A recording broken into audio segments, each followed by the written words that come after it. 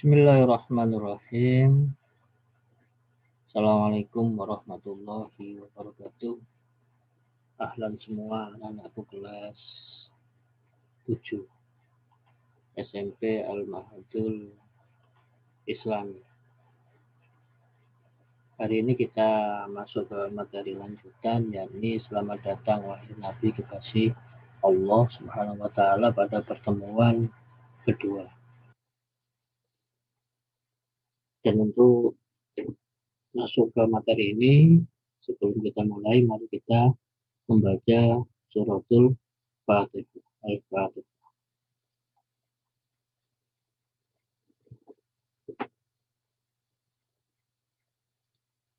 Nah, kita langsung masuk ke materi.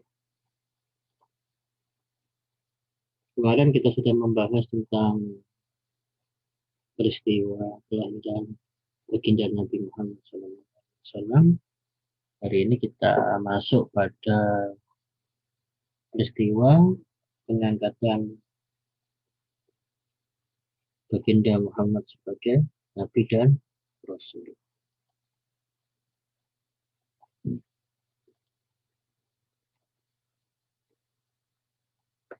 Perlu untuk ketahui, Nabi Muhammad SAW itu merasakan keresahan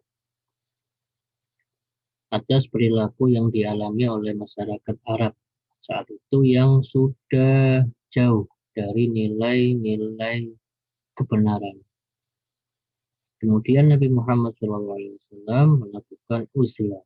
Uzlah di sini adalah mengasingkan diri di gua. Hal ini dilakukan oleh beliau berkali-kali, maka tepat pada tanggal 17 Ramadan tahun ke-40 dari kelahirannya, Nabi didatangi Jibril dan menerima wahyu pertama surat Al-Alaq ayat 1 sampai 5. Berikut suratnya.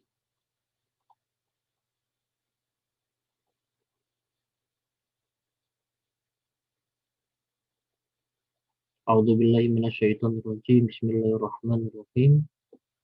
Iqra. Bismi rabbikal ladzi khalaq. Khalaqal insana min 'alaq. Iqra wa rabbukal akram alladzi 'allama bil qalam. 'Allamal insana ma lam ya'lam. Jadi ketika riwayat mengatakan ketika membaca Iqra, Rasulullah harus diulang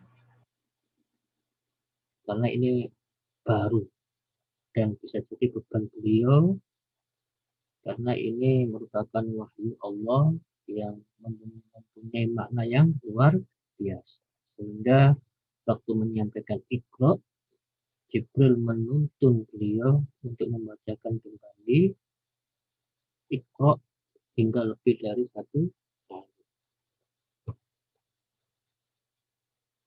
Makna dari Quran Surah Al-Alaq ini yang pertama, bacalah dengan menyebut nama Tuhanmu. Jadi bacalah dengan menyebut nama Tuhanmu yang menciptakan. Dia telah menciptakan manusia dari segumpal darah. Bacalah. Dan Tuhanmu lah yang maha pemurah, yang mengajar manusia dengan perantara sekolah. Dia mengajar kepada manusia apa yang tidak diketahui. Ini sangat luar biasa. Kita muslim berarti harus membaca syahadat. Jadi harus disampaikan dengan lisan, baca. Kita ingin menjadi satu hal yang terangkat derajat dengan ilmu pengetahuan, dia harus baca. Kan banyak lagi. Tapi di sini Pak Marhum tidak akan jauh menjelaskan tentang tafsir di dalamnya, hanya menyampaikan tentang sejarah sekilas ketika baginda Nabi diangkat menjadi Lanjut.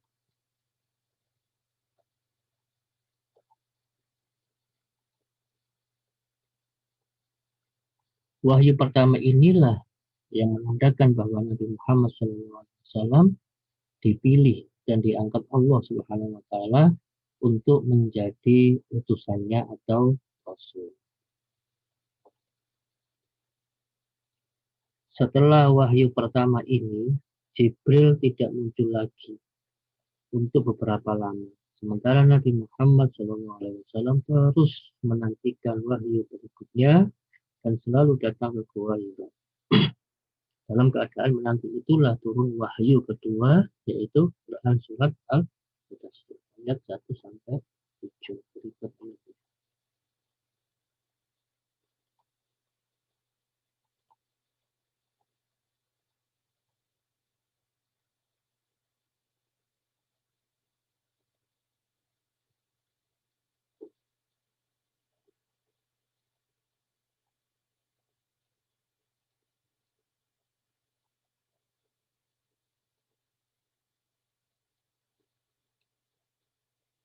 Nah,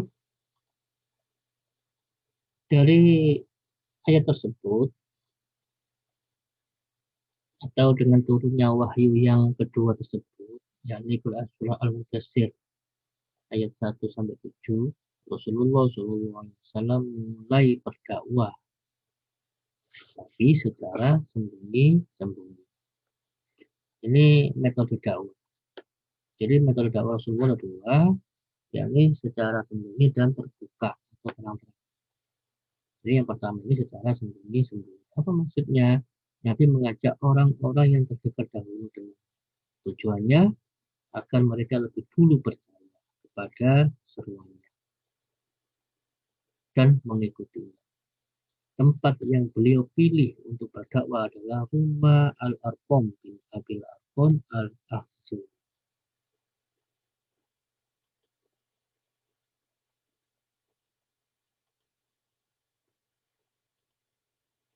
Pada kesempatan dakwah itulah ada istilah as-sabiqun al-awwalun. Apa maksud di sini?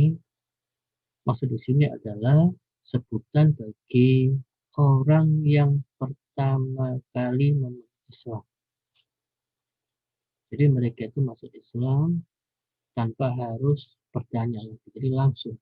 Dan ketika Rasulullah menyampaikan bahwa ini Islam agama yang hak, mereka langsung percaya dan langsung masuk Islam. Siapa mereka ini?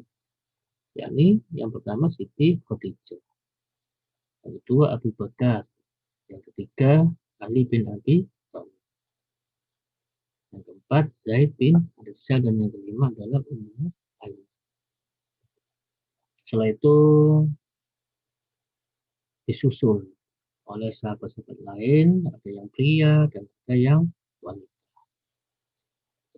Yang pria yang bernama Utsman bin Affan, Zubair bin Awam, Abdurrahman bin Auf, Abdullah bin Mas'ud, Ahmad bin Yasir, bapaknya Yasir, di sini bapaknya Ammar, Said bin Zaid, Amir bin Abdullah, dan sebagainya. Itu bisa lihat di sini. Jadi mulai berkembang dari as-sabiqun al-awwalun atau yang di dalamnya hanya 5 orang, itu berkembang dari sekian orang. Ada yang laki-laki dan ada yang perempuan. Yang perempuan siapa saja? Salah satu contoh di sini adalah Safiyah binti Abdil Muthalib, Lubaba Ummul Fadl binti Haris, Ummu Salamah atau istri Abu Salamah, Asma binti Abu Bakar, Asma binti Anis, istri Ja'far, Fatimah binti Khattab, Summiyah atau ibunya Am. Jadi lebih banyak yang laki-laki daripada yang perempuan. Tapi ini merupakan perkembangan yang sangat luar biasa dari rumah menjadi sekitar.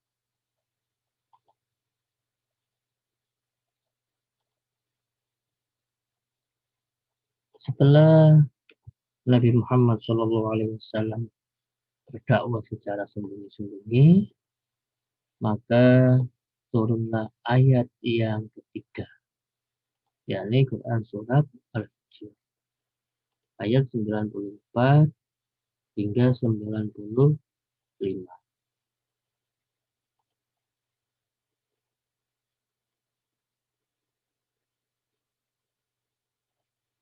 Jadi kalau di ayat 94 ini sangat tegas sekali. A'udzubillahi minasyaitonirrajim. Bismillahirrahmanirrahim. Fasda' bima tu'maru wa'rid 'anil musyrikin. Maka sampaikanlah wahai Muhammad secara terang-terangan segala apa yang diperintahkan kepadamu dan berpalinglah dari orang yang musyrik.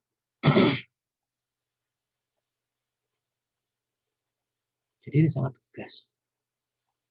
Dan Allah membuat satu gambaran memang kemusyrikan pada saat itu sangat luar biasa. Wa'rid 'anil musyrikin. Dan berpalinglah dari orang yang inna kafainakal mustahzi'in.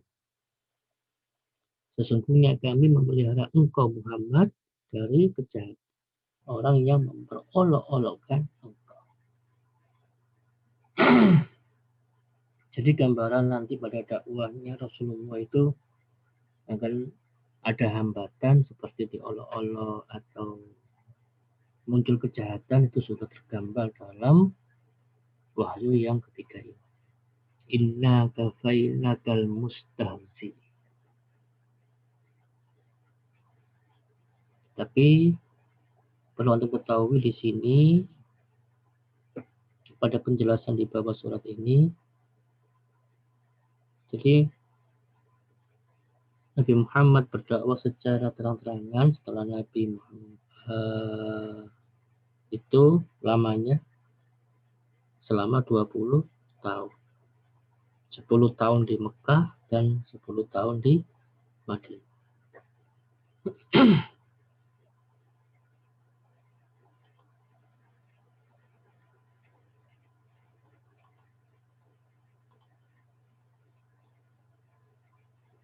Kemudian Nabi Muhammad SAW menerima wahyu lagi. Yakni Quran Surat Asy-Syu'ara ayat 214 dan 215.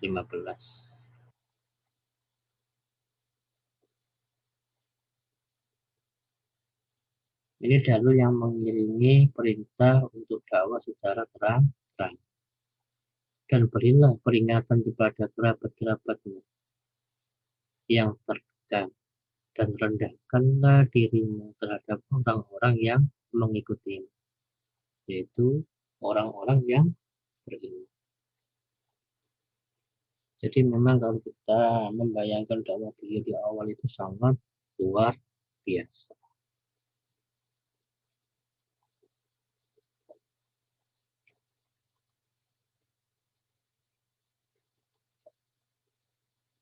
Setelah Rasulullah SAW menerima wahyu tersebut, jadi wahyu yang mendorong beliau untuk dakwah secara terbuka, beliau mulai berdakwah secara terang-terang. Pertama-tama, Nabi mengumpulkan seluruh sanak keluarganya di kaki Gunung Safa. Perlu Anda ketahui ketika Nabi menyampaikan secara langsung di kaki Gunung Safa untuk mengajak mereka berkumpul, karena memang beliau pun terkenal atau dijuluki Al-Amin, orang yang sangat dipercaya. Dan ketika beliau mengajak mereka untuk berkumpul, penduduk Mekah pada saat itu berbondong-bondong mendengar apa yang akan disampaikan. Jadi ini kelebihan mereka, orang yang selalu istiqomah dalam kejujuran atau istiqomah dalam amanah.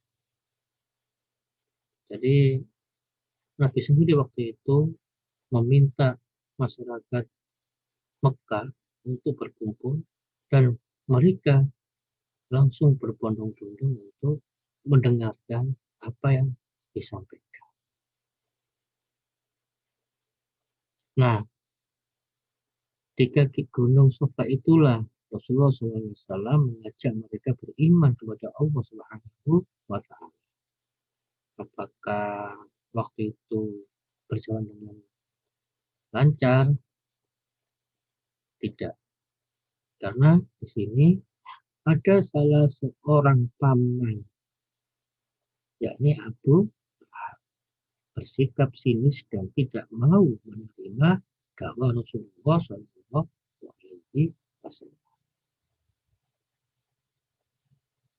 Ini merupakan sekilas dari satu kronologi mengatakan baginda Rasulullah SAW menjadi atau diangkat menjadi nabi, dan bagaimana beliau mulai berdakwah dengan metode dakwah beliau.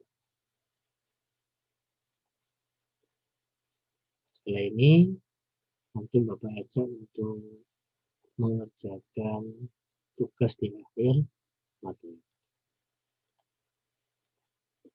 Ada 5 soal yang harus antum kerjakan. Yang pertama, Nabi Muhammad SAW sebelum diangkat menjadi nabi pernah melakukan uzlah. Jelaskan dan mengapa. Yang kedua, mengapa ketika wahyu turun pertama kali Nabi Muhammad SAW masih belum melaksanakan dakwah. Yang ketiga, kapan beliau Rasulullah SAW mulai berdakwah. Yang keempat, apa yang dimaksud dengan as-sabiqunal awwalun, dan siapa saja orang yang dimaksud di dalam. Yang kelima, sebutkan metode dakwah Rasulullah SAW yang dilaksanakan, serta apa yang mendorong beliau untuk berdakwah secara terbuka. Jawaban bisa antum tulis dan foto atau berbentuk PDF atau diketik di WA. Jangan sampai tidak mengerjakan tugas, karena setiap tugas itu punya nilai dan akan dikumpulkan Bapak setiap bulan dan dijadikan nilai bulanan. Demikian materi ini Bapak sampaikan. Kita akan bertemu kembali pada materi lanjutan berikutnya. Dan Bapak akhiri, wabillahi taufiq wal hidayah. Assalamualaikum warahmatullahi wabarakatuh.